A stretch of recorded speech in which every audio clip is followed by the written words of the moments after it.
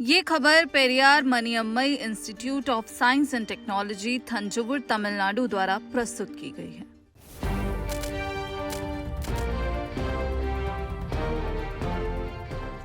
नमस्कार। जजमेंट समझिए माला दीक्षित से कार्यक्रम में आपका स्वागत है। आज मैं चर्चा करूंगी जेपीएससी एग्जाम की। झारखंड पब्लिक सर्विस कमीशन की परीक्षाएं काफी दिनों से विवाद में हैं। आपने देखा होगा, बहुत आंदोलन चला, छात्र आंदोलन पर बैठे, उसके बाद परीक्षाएं रद्द हुई। रद्द होने के बाद जो परीक्षार्थी पास होकर के नौकरी पा गए थे वो हाई कोर्ट चले गए और हाई कोर्ट में याचिका में हाई कोर्ट ने सरकार के परीक्षा रद्द करने के आदेश पर रोक लगा दी और अब ये मामला सुप्रीम कोर्ट आ गया है। सुप्रीम कोर्ट में हरिशरण देवगन जी ने याचिका दाखिल की है और जो जेपीएससी की प्रीलिम्स परीक्षा है उसे रद्द करने की मांग की है। तो आज मेरी चर्चा इसी पर होगी और हमारे साथ इस समय चर्चा के लिए स्टूडियो में मौजूद हैं हरिशरण देवगन जी के वकील सत्यम सिंह राजपूत जी। सत्यम जी, आपका बहुत बहुत स्वागत है स्टूडियो में। तो आज हम जो चर्चा करेंगे, ये मुख्य मुद्दा क्यों है इतना, ये इसलिए है कि बच्चे दोबारा जो हैं वो सड़क पर आ गए हैं, आंदोलनरत हैं, क्योंकि जो परीक्षाएं रद्द हुई थी वो दोबारा से स्टे हो गई, जिसके कारण स्थिति वही रह गई। तो बच्चे दोबारा आंदोलनरत हैं। तो अब उनकी सबकी निगाहें इस बात पर हैं कि सुप्रीम कोर्ट क्या तय करता है और सुप्रीम कोर्ट ने आज इस मामले में नोटिस जारी कर दिया है केंद्र सरकार को, झारखंड सरकार को, जेपीएससी को और सीबीआई को। तो आज इसी पर हम विस्तार से चर्चा करते हैं। सत्यम जी, आप जरा हमारे दर्शकों को ये बताइए कि ये मुद्दा क्या है और आपने सुप्रीम कोर्ट में क्या याचिका दाखिल की, क्या मांग की है? देखिए मैम, ये जेपीएससी और एसएससी सीजीएल, जो झारखंड एसएससी सीजीएल, उससे जुड़ा मामला है। और इसमें अगर आप देखें तो वहाँ बच्चे पहले 1 महीने से ऊपर लगातार हो गए अनशन पे थे, इवन हंगर स्ट्राइक पे तरीके से थे, और भूख हड़ताल के बाद फिर कहीं जाके सरकार ने कैंसिल किया एग्जाम कि चलिए ठीक है, एग्जाम कैंसिल हो गया।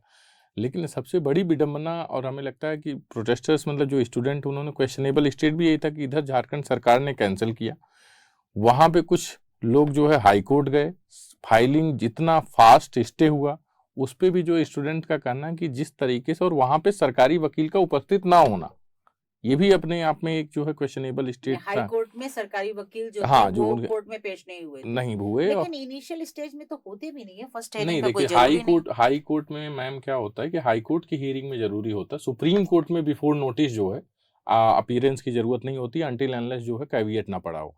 लेकिन हाई कोर्ट की प्रोसीडिंग में क्या होता है कि हमें पहले सर्विस करनी पड़ती है, सर्विस के बाद जो है दूसरे साइड के वकील को भी सुना जाता है, पहले ही दिन सुना जाता है। तो ऐसा ये कहना है कि जरूरत, दोनों को जरूरत पड़ती है, और हाई कोर्ट की प्रोसीडिंग तभी डिसाइड होता है कि मैटर आगे बढ़ेगा या नहीं बढ़ेगा। वहां से स्टे हो गया, अब बच्चे वापस उसी स्थिति पे आ गए, अब हमारा जो पिटीशन था, जब प्रोटेस्ट चल रहा था, झारखंड सरकार कैंसिल नहीं कर रही थी, तभी का था कि भाई एग्जाम कैंसिल किया जाए। उसी मीनवाइल जो है ये जो डेवलपमेंट हुआ उस कोर्ट फाइलिंग के बाद हुआ, उसमें जो है उन्होंने पहले कैंसिल कर दिया, फिर झारखंड हाई कोर्ट ने स्टे कर दिया। तो अब अगर हम झारखंड हाई कोर्ट भी जाते तो उसका कोई संदर्भ था नहीं, और यहाँ सुप्रीम कोर्ट में आने का कारण ये था कि जो हमारी प्रमुख डिमांड थी, जो प्रोटेस्टर्स की तरफ से, जो स्टूडेंट्स की तरफ से प्रमुख डिमांड ही थी कि सीबीआई किया जाए। उन्होंने सीआईडी पे वो पहले से भी नहीं मान रहे थे, और जब सरकार से भी लगातार बातचीत हो रही थी तो स्टूडेंट का सीधा कहना था कि सीबीआई ही चाहिए हमें। प्रमुख मांगों में से उनका ये मांग कहला था कि कैंसिल करने के साथ साथ हमें सीबीआई चाहिए। आखिर बच्चे सीबीआई ही जांच क्यों मांग रहे हैं? क्योंकि जो सीबीसीआईडी या सीआईडी जांच होती है स्टेट की, उसकी भी एक क्रेडिबिलिटी होती है।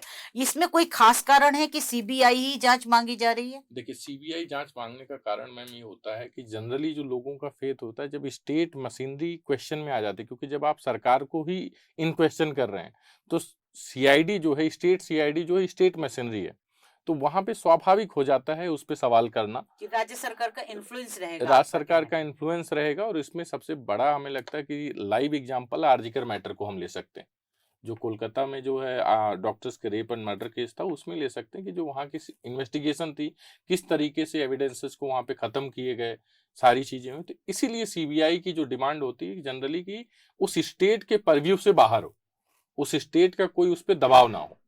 इसलिए जो है जनरली इस तरीके के बड़े मामलों में जो है हर कोई जो है सीबीआई की डिमांड करता है।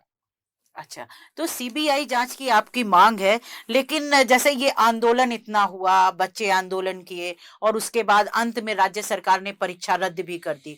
रद्द करने के बाद मामला हाई कोर्ट गया, वहां से स्टे हो गया। क्या इस वजह से आप जांच, जो आंदोलन हुई है और ये जो मीडिया रिपोर्ट्स हो रही, इस वजह से जांच मांग रहे हैं, या आप जांच में क्या क्या चीजें जांच कराना चाह रहे हैं इस मामले देखिए की? मैम, इसमें सबसे ज़्यादा जो सबसे बड़ी बात यह है कि जब एग्ज़ाम हम देते हैं जेपीएससी का या यूपीएससी का, तो आपको एक ब्लूप्रिंट मिलता है ओएमआर का।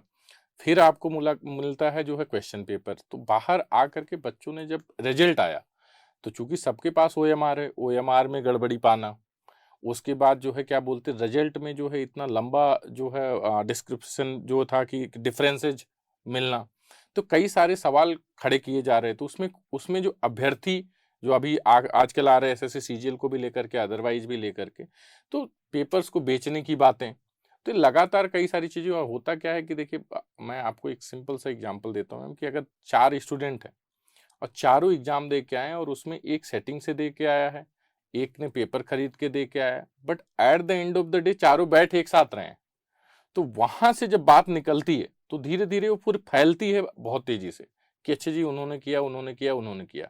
और चाहे मैं इसको इररिस्पेक्टिव ऑफ द गवर्नमेंट इस चीज को हाईलाइट करना चाहूंगा मैम कि लगातार पिछले कई सालों से अगर आप ध्यान दें, एग्जाम जब तक कोर्ट एग्जाम होता, पहले तो एग्जाम का नोटिफिकेशन आने में टाइम है, फिर उसके बाद तो करीबन सालों तक चलता है कि कोर्ट में। तो हमें लगता है आज के समय में जो भी एस्पिरेंट है, चाहे यूपीएससी हो, चाहे यूपीएससी तो जनरली नहीं, बट जो स्टेट मशीनरी की मैं बात करता हूँ, स्टेट मशीनरी के जो एग्जाम्स उसमें बच्चों का आधा से ज्यादा तो कोर्ट में टाइम वेस्ट करना पड़ता है। सिलेक्शन हो गया, अब यहाँ पे भी जो जेन्युइन सेलेक्टेड बच्चे हैं, अब उनके लिए भी एक सवाल खड़ा हो गया कि अब वो क्या करेंगे, क्योंकि वो भी अब वापस आएंगे सुप्रीम कोर्ट। तो इन्वेस्टिगेशन क्या है कि इन्वेस्टिगेशन से डिसाइड होगा कि किसकी क्या रोल है, कितना रोल है, और मशीनरी ये तय करेगी जिम्मेदारी। बच्चे उस जिम्मेदारी को मांग रहे, क्योंकि आप एग्जाम तो कैंसिल करिए करिए, लेकिन इसमें इन्वॉल्वमेंट किसका है। तो इसी सब चीजों को लेकर के बच्चे काफी टाइम से हंगर स्ट्राइक पे थे, वापस उठे भी। तो हाई कोर्ट के आदेश के बाद उनकी यथास्थिति पुनः हो गई। लाठीचार्ज उन पे हो रहा है, और जिस तरीके से लाठीचार्ज ब्रूटल तरीके से किया जा रहा है, तो बच्चों की गलती कहाँ है इसमें? आखिर ऐसा तो कुछ मांग नहीं रहे वो कि जो आप दे नहीं सकते।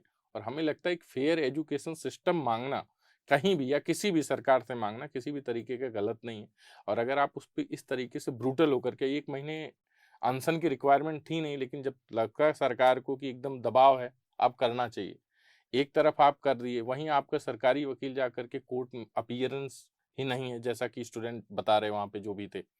तो इस तरीके की चीजें मैम हमें लगता है एक प्रॉब्लमेटिक है। एक सिस्टमेटिक जो है, फिर जब भी एजुकेशन की बात करते हैं, क्योंकि एजुकेशन और एग्जाम्स जो है किसी का भविष्य तय करता है। आज सुप्रीम कोर्ट ने कोई टिप्पणी भी की थी आज इस मामले की सुनवाई के दौरान?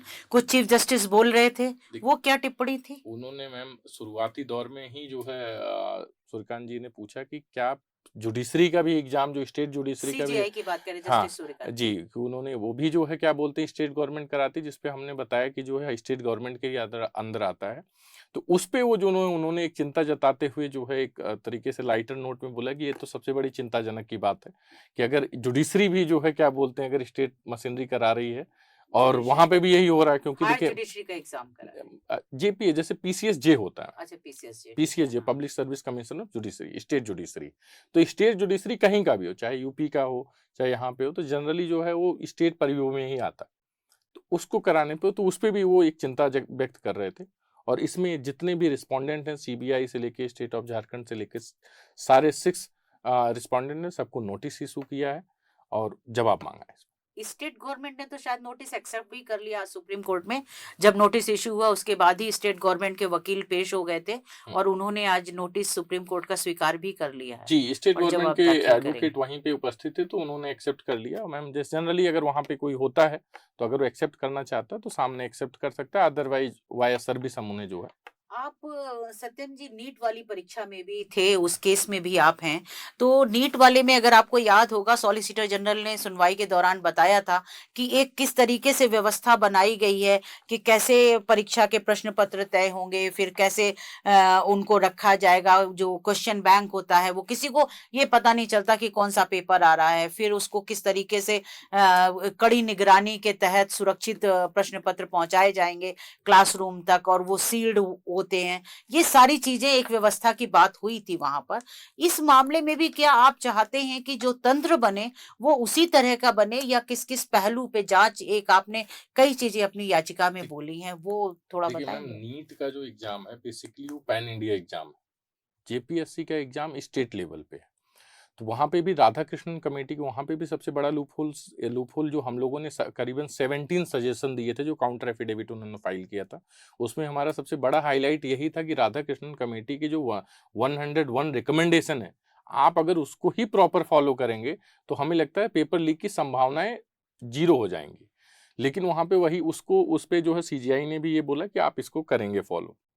जहाँ तक रही बात मैम स्टेट मशीनरी के एग्जाम्स की, तो हमें लगता है कि यूनिफॉर्म सिस्टम होना चाहिए, चाहे किसी भी स्टेट मशीनरी का एग्जाम हो, क्योंकि जब स्टेट मशीनरी से वो बाहर होगा और एक यूनिफॉर्म पॉलिसी होगी हर किसी के एग्जाम की, तब हमें लगता है कि कहीं ना कहीं ट्रांसपेरेंसी आएगी। जब तक ये स्टेट के एग्जाम्स स्टेट गवर्नमेंट के तहत रहते हैं, तो वहाँ पे इस तरीके की जो घपलेबाजी है, चाहे किसी की भी सरकार हो, मैं इस पे ये नहीं कह रहा कि झारखंड में किसी की सरकार हो, अदर स्टेट में किसी और की सरकार हो, बट हमें लगता है कि एग्जाम्स के लिए आपको इंडिपेंडेंट सेंट्रल बॉडी बनाना जरूरी है। और उस सेंट्रल बॉडी बनाने से क्या होगा कि ट्रांसपेरेंसी तय होगी, लोगों की जिम्मेदारियां तय होंगी, और बेहतर तरीके से एग्जाम हो सकेगा। अच्छा, आज सुप्रीम कोर्ट ने नोटिस जारी कर दिया है, अब निश्चित तौर पर सबके जवाब आएंगे। तो अगली तारीख भी कोई तय करी है कोर्ट ने क्या आज नहीं, सुनवाई आज के लिए सिर्फ अगले? नोटिस इशू किया मैम, और अगली तारीख जो है टेक्निकली आफ्टर 2 or 3 वीक जो है खुद ऑटोमेटिकली आ ही जाता है सुप्रीम कोर्ट में, जैसा आपको पता है। तो उसके भी मीनवाइल हमें सर्विस करना है, उसके बाद जो है आप उसी दौरान जो है सबका जवाब आएगा। अच्छा, तो आपका बहुत-बहुत धन्यवाद सत्यम जी। आपने बहुत विस्तार से हमारे दर्शकों को बताया कि झारखंड पब्लिक सर्विस कमीशन की जो परीक्षा है, उसका मामला अब सुप्रीम कोर्ट आ गया है, और अब निश्चित तौर पर छात्रों की और सरकार की, सभी की निगाहें इस बात पर रहेंगी कि सुप्रीम कोर्ट आगे क्या कदम उठाता है। तो आज बस इतना ही, फिर कुछ ऐसा ही महत्वपूर्ण आएगा तो मैं उस पर आपके साथ ज़रूर चर्चा करूँगी। तब तक के लिए आज्ञा दीजिए। धन्यवाद।